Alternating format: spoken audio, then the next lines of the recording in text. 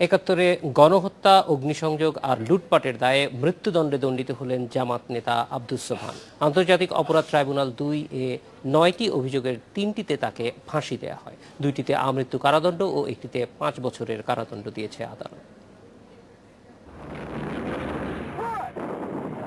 জামায়াতে ইসলামীর সিনিয়র নায়েবে আমির আব্দুস সোবহান ১৯৭১ সালে পাবনা আর ঈশ্বরদী এলাকায় রাজাকার আল-বদর আল-শামস বাহিনী গঠন করে এক প্রকার ত্রাসের রাজত্ব কায়েম করেছিলেন।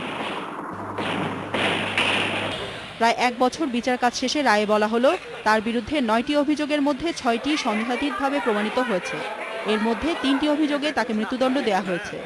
৩টা অভিযোগের অর্থাৎ ১, ৪ এবং ৬ নম্বর অভিযোগে তাকে মৃত্যুদণ্ড দেওয়া হয়েছে, আর বাকি অভিযোগগুলির ২টিতে তাকে যাবজ্জীবন দেওয়া হয়েছে, একটিকে ৫ বছরের কারাদণ্ড দেওয়া হয়েছে।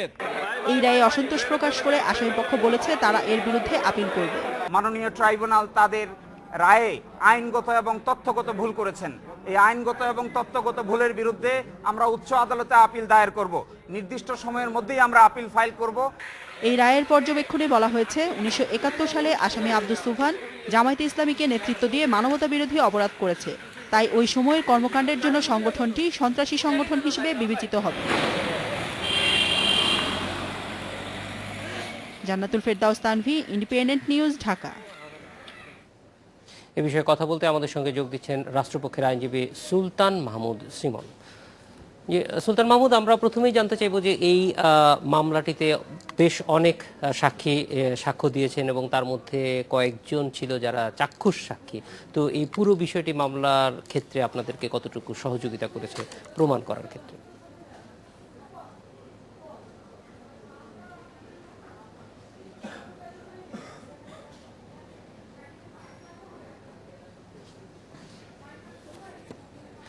সুলতান মাহমুদ, আমরা জানতে চাচ্ছি যে এই যে সাক্ষ্য প্রমাণগুলি আপনারা উপস্থাপন করেছেন, এগুলি থেকে মামলায় অভিযোগ প্রমাণ করা সম্ভব হয়েছে।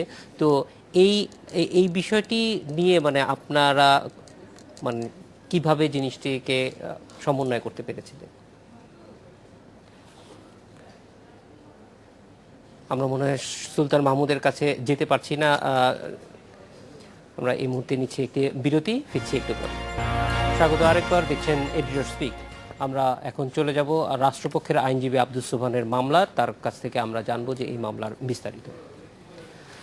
জনাব সুলতান মাহমুদ সিমন, আমরা জানতে চাই যে এই মামলাটিতে যে সাক্ষ্য প্রমাণগুলি নিয়ে আসা হয়েছে তার মধ্যে বেশ কয়েকজন ছিল চাক্ষুষ সাক্ষ্য। তো এই তাদের এই বক্তব্য আদালতের কাছে গ্রহণযোগ্য হয়েছে, এই বিষয়টি আপনারা কিভাবে দেখছেন? আমরা মূলত এই মামলায় ৯টি অভিযোগ উপস্থাপন করেছি। প্রত্যেকটি অভিযোগের আমরা সাক্ষী উপস্থাপন করেছি এবং এই সাক্ষী যারা ছিলেন তারা হচ্ছেন সবাই ভিকটিম পরিবারের সদস্য এবং অনেকে আছেন নিজেরা ভিকটিম, আহত হয়েছেন, ঘটনার প্রত্যক্ষদর্শী। এবং আমরা প্রত্যেকটা অভিযোগেই এই সাক্ষীদেরকে যে উপস্থাপন করেছি তারা পুঙ্খানুপুঙ্খানুভাবে ঘটনার বর্ণনা করেছেন এবং সন্দেহাতীতভাবে এই মামলার যে অভিযোগ সেই অভিযোগ তার প্রমাণ করতে পেরেছেন। এই মামলায় মোট 9টি অভিযোগ আমরা দাখিল করেছি এবং সাক্ষী উপস্থাপন করেছে 31 জন। এই অভিযোগগুলির মধ্যে ট্রাইব্যুনাল 9টি অভিযোগ সন্দেহাতীতভাবে প্রমাণিত হয়েছে বলে সাব্যস্ত করেছেন এবং বাকি 3টি অভিযোগ সন্দেহাতীতভাবে প্রমাণিত হয়নি বলে সেই 3টি অভিযোগ থেকে মৌলানা সোবহানকে তাকে খালাস দেওয়া হয়েছে। কিন্তু এই 6টি অভিযোগের মধ্যে যে 6টি অভিযোগে তার বিরুদ্ধে প্রমাণিত হয়েছে তাতে 3টি অভিযোগে তাকে ফাঁসিতে ঝুলিয়ে মৃত্যুদণ্ড কার্যকর করার জন্য আদেশ দিয়েছেন, আর 2টি অভিযোগে তাকে আমৃত্যু ফাঁসি যাবজ্জীবন আমৃত্যু জেল আদেশ দিয়েছেন, কারাদণ্ড দিয়েছেন, আর একটি অভিযোগে তাকে 5 বছরের কারাদণ্ড দেওয়া হয়েছে। জনাব সিমন, এই মামলাটিতে রাষ্ট্রপক্ষের আপনি কাজ করেছিলেন, আসামি পক্ষ থেকে বলা হয়েছে যে সাক্ষ্য প্রমাণে যথেষ্ট তারা তারা সন্তুষ্ট না, এটার বিরুদ্ধে তারা আপিল করবে। কিন্তু আমরা বরাবরই দেখে আসছি যে এই ধরনের ঘটনায় তারা একটা রাজনৈতিক প্রসঙ্গ নিয়ে আসেন। সেইটি আসলে কতটুকু মনে হয় যে আপনাদের দিক থেকে কাউন্টার করা দরকার? এই মামলায় আমরা যতগুলি মামলা ট্রাইব্যুনালে করেছি, প্রত্যেকটা মামলায় তারা রাজনৈতিক বিবেচনায় বিশ্লেষণ করার চেষ্টা করেছেন। কারণ 1971 সালে মুক্তিযুদ্ধের সময় তারা একটা পক্ষ ছিল, আজও তারা সেই পক্ষ তারা নিজেদেরকে মনে করেন। তারা 1971 সালের কোনো ঘটনার জন্য নিজেরা দুঃখ প্রকাশ করেনি। জামাত ইসলাম, মুসলিম লীগ বা অন্যান্য স্বাধীনতা বিরোধী শক্তি যারা মুক্তিযুদ্ধের বিরোধিতা করেছে, তাদের অপকর্ম তারা বৈধ বলে তারা মনে করেন এবং তারা পাকিস্তানের পক্ষে কাজ করেছেন, এটা তারা গর্বের সাথে বলেন, এখনও তারা বলেন। তারা কোনো ঘটনারই জন্য দুঃখ প্রকাশ করেনি। আজকে যারা সাক্ষী দিয়েছেন তারা ঘটনার পুঙ্খানুপুঙ্খানুভাবে ব্যাখ্যা করেছেন। ভিকটিম পরিবার এখানে সাক্ষী দিয়েছেন, যাদের উপস্থিতিতে হত্যা হয়েছে, গণহত্যা হয়েছে, তারা সাক্ষী দিয়েছেন।